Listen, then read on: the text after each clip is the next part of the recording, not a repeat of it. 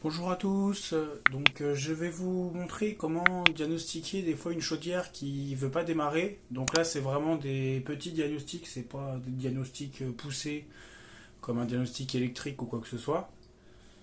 Donc déjà comme c'est une chaudière à condensation, il va avoir le rejet de la condensation qui est à l'intérieur qui est à l'intérieur de l'échangeur.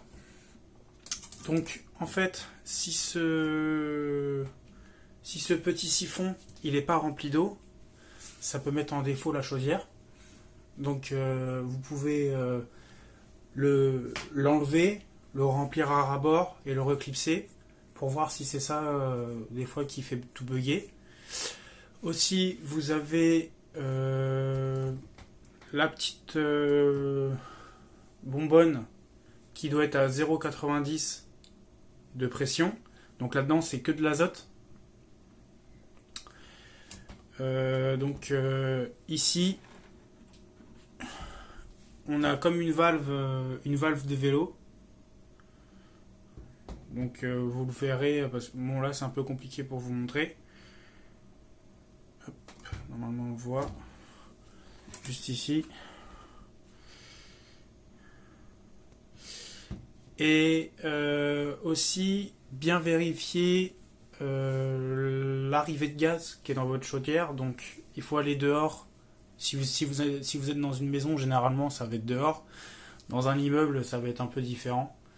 Donc bien regarder si le compteur à l'extérieur s'est pas mis en défaut, si la vanne qui est là-bas, elle s'est pas désamorcée. Parce que c'est des vannes qui se désamorcent, quand on les arrête, après il faut les ramorcer.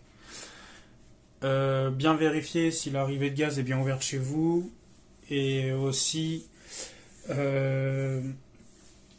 bien vérifier que le ventilateur se mette en route. Le ventilateur, c'est l'apport d'oxygène pour que le brûleur se mette en route.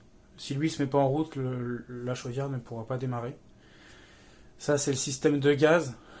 Bien vérifier que lui, il n'a pas bougé, qu'il n'a pas pris un coup ou quoi que ce soit. Donc ça, cette pièce, hélas, on peut pas la toucher parce qu'en fait, ici, il y a une vis, mais il y a une petite goutte de cire pour pas la toucher.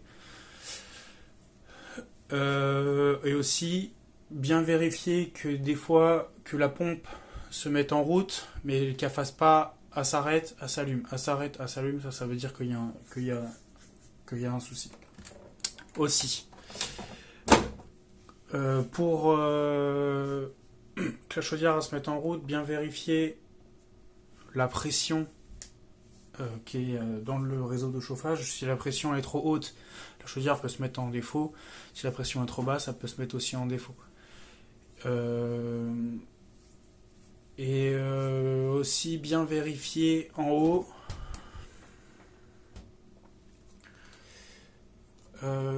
que ça là, ce tuyau là, c'est l'air en fait qui rentre dans la chaudière, et qu'il soit pas, qu'il n'y ait pas trop poussière dedans, et que ici là, qu'il soit bien emboîté et que le joint soit pas défectueux, parce que sinon ça peut faire en sorte que ça fonctionne pas très bien. Donc après, souvent dans les chaudières condensation, c'est souvent plus le siphon qui met en défaut la chaudière, parce qu'en fait lui il va plus évacuer l'eau. Tout ça, ça va se remplir d'eau et en fait ça va noyer l'échangeur. Comme ça va noyer l'échangeur, et le problème c'est que après la flamme se passera pas du tout. Le brûleur pourra pas se mettre en route. Donc voilà, c'était juste une petite vidéo pour vous montrer